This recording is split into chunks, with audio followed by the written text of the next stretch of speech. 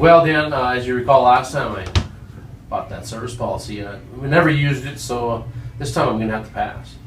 And I understand how you feel, Craig. We all like to feel like we've got good value out of what we spend our money on. And in fact, I have the same feelings about it when I make a new car purchase. And I've been in this business a long time, and I've looked at the pluses and minuses on both sides, and it's really made a lot of sense for me, you know, to cover myself. And I'll tell you the main reason why is the best value from your dollar is driving the car for the longest period of time, and obviously with the least amount of expenses on repairs and maintenance, right? Mm-hmm. Okay. So let me tell you a little story. I bought a 2015 Pilot here recently, and I got about 4,000 miles on it. And the voltage regulator went out, which caused in turn the alternator to put too much juice through my electrical system and burn out the wiring harness. And long story short, by the time it was all said and done, it was about $1,700. Okay. I didn't have to pay for it because I was under this portion of the warranty. But it could have happened differently. I could have been at this portion of the warranty and the same thing happened. The average car these days has about 15,000 parts on them, and so if they were 99% perfect, which you would agree would be a good standard, right? Sure. That leaves about 150 things that can go wrong. Some of those things don't cost very much, some of them cost quite a bit. That one repair didn't sound like a big amount of money, but it was $1,700. It could have ruined my Christmas, could have ruined a lot of things. We have plans for grandkids and so forth, you know, that we take care of. And I've just come to find out that over the years, I'm better not to be this way. This way is much safer. And sometimes you get your money out of them, sometimes you don't. Obviously, you were lucky, but you might not always be, and so I like to hedge towards the winning side of the coin.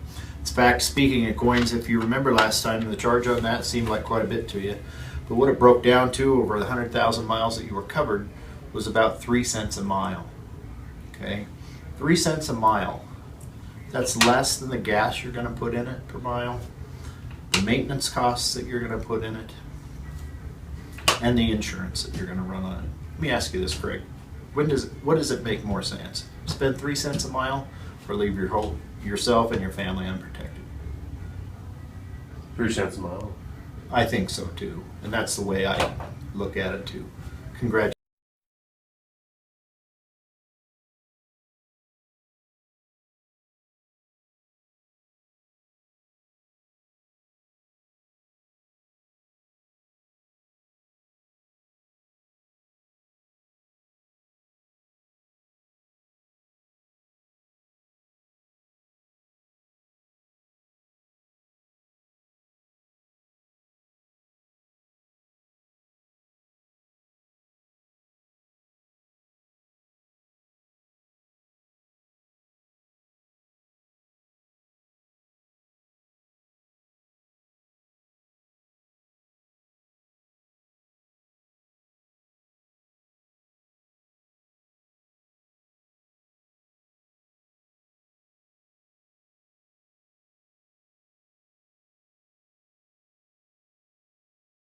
Two, one, action.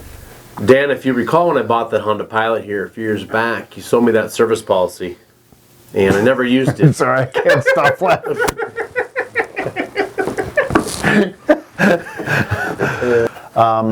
But it's a lot of money. Let me tell you a story about... What's money? I was hoping I could blow through that. I know, that's a lot of money. Really, it's a lot. That's all. I'm actually working on the blooper part of the thing right now. Yeah, you're doing a great job. Three.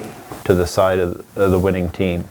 And that is to cover yourself. That is the head. I've just found that looking at the pluses and minuses, you're better off to cover yourself. Let me tell you a reason why. The average car today has about 15,000 miles on it. Okay, well, and I understand how you feel.